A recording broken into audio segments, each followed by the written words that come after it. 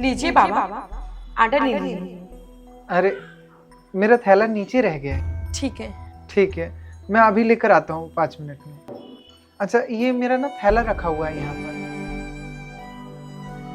इसमें बहुत ज़रूरी सामान है, थोड़ा इसका ध्यान रखना। बस मैं अभी आता हूँ। ठीक है, जल्दी आना।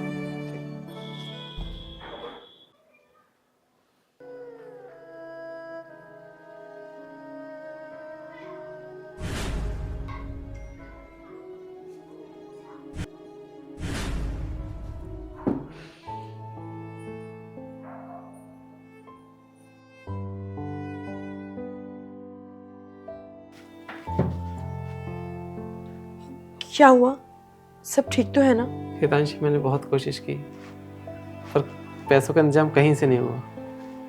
यार मुझे एक बात समझ नहीं आती, जब मेरे अपनों का बुरा टाइम था तो मैंने सबकी मदद की, पर अब जब मेरा बुरा टाइम है तो कोई काम नहीं आ रहा।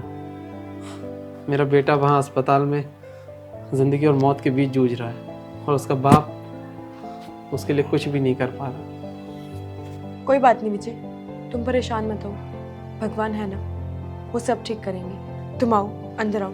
हितांशी, तुम ये आटा लेके गेट पे क्यों खड़ी हो? अरे वो एक बाबा आए थे, वो अपना आटे वाला थैला नीचे भूल गए थे, तो बस वही लेने गए हैं वो, इसलिए मैं यहाँ इंतजार कर रही हूँ। तुम अंदर आओ।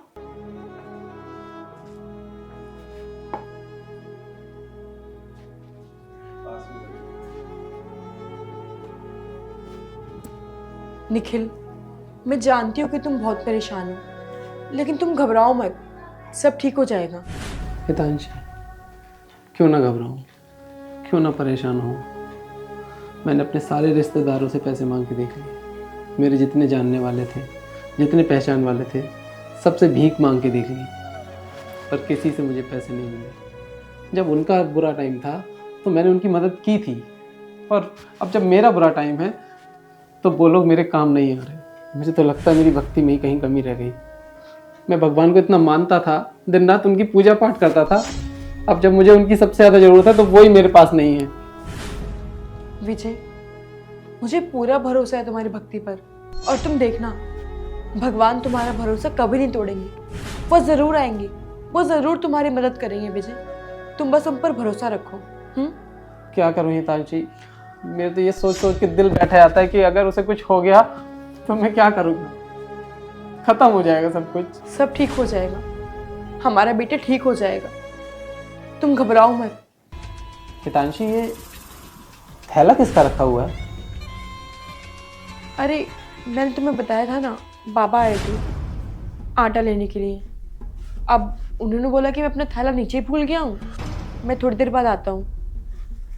ना उनका थैला आया और ना वो अपना थैला यहीं भूल गई। उन्होंने बोला कि इसका ध्यान रखना, मैं अभी आता हूँ। हितांशी, मैंने तुम्हें कितनी बार समझाया है, किसी भी अनजान आदमी की कोई चीज़ मत रखा करो, इसमें कुछ भी हो सकता है, कोई नशीला पदार्थ हो सकता है, कुछ भी हो सकता है। अरे वो तो बेचारे भीख मांग रहे थे, वो क्या ही रखेंगे उसमें, उनके बस 2-4 कपड़े होंगे और कुछ खाने पीने की चीज़ें। हम पे पहले इतनी मुसीबत आ रखी है और तुमने एक और नई मुसीबत मोल ले ली। तुम्हें पता नहीं है आजकल का ज़माना कितना ख़राब है।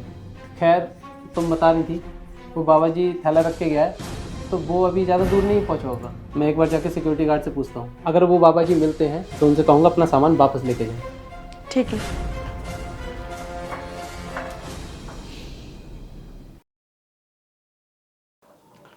हितांशी, हाँ बताओ, क्या हुआ? तुम तो कह रही थी कि बाबा जी आए और अपना झोला छोड़ के चले गए, लेकिन मैंने जाके सिक्योरिटी गार्ड से पूछा, उसने तो ना किसी बाबा को आते हुए देखा ना जाते हुए। पर विजय, मैं सच बोल रही हूँ, वो यहाँ आए थे और मैंने खुद उनसे बात करी, और ये देखो, ये इनका झोला, ये हमारा तो नहीं है ना? हितांशी, अगर कोई बाबा यहाँ आया होता तो सिक्योरिटी गार्ड को जरूर पता होता, और वो हमसे झूठ क्यों बोलेगा? उसे हमसे झूठ बोल के क्या मिलेगा? विजय, मैं भी झूठ नहीं बोल रही हूँ, और वो यहाँ आए थे, मैंने उनसे बात की है। हितांशी, मुझे लगता है कि अगर वो बाबा यहाँ आया था तो इस कैमरे में उसकी फुटेज जरूर रिकॉर्ड हुई होगी। मैं अभी चेक करता हूँ। हाँ करो।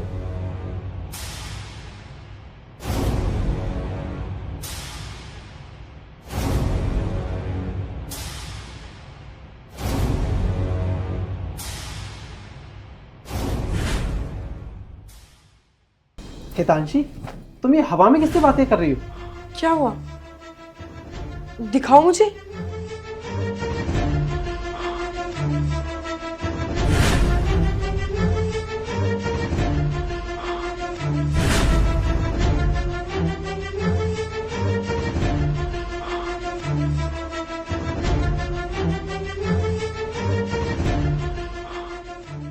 ऐसा कैसे हो सकता है?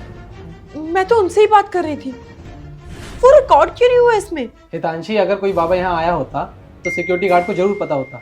और वो हमसे झूठ क्यों बोलेगा? उसे हमसे झूठ बोल के क्या मिलेगा? ये सब क्या हो रहा है? मुझे तो कुछ समझ नहीं आ रहा है। विजय, मेरे यकीन करो, वो बाबा आए थे, मैंने उनसे बात भी की थी। हितांशी, मुझे लगता है कि वो पक्का कोई बहरूपिया होगा। इस थैले में जरूर कोई ऐसी चीज होगी। तुम ऐसा करो, तुम दूर हो जाओ, मैं चेक करता हूँ।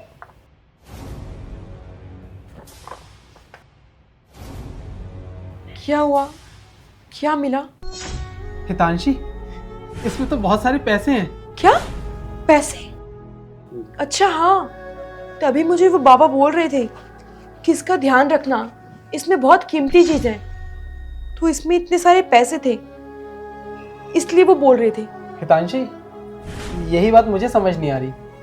आखिर इतने सारे पैसे कोई किसी इंसान को क्यों देके जाएगा? पर मैं समझ गई विजय, तुम भगवान की इतनी भक्ति करते हो ना, तो ये मदद तुम्हारे भगवान ने ही की है।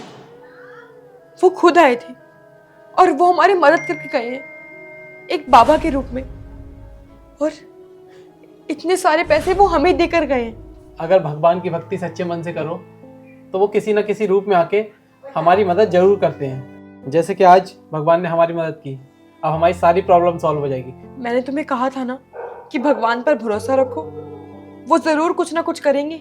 और देखो, भगवान खुद हमारी मदद करने आए थे। हम कितने खुशकिस्मत हैं। चलो अस्पताल में जल्दी चलते हैं और ये पैसे जमा करके अपने बेटे का इलाज कराते हैं। Thank God. चलो। हाँ।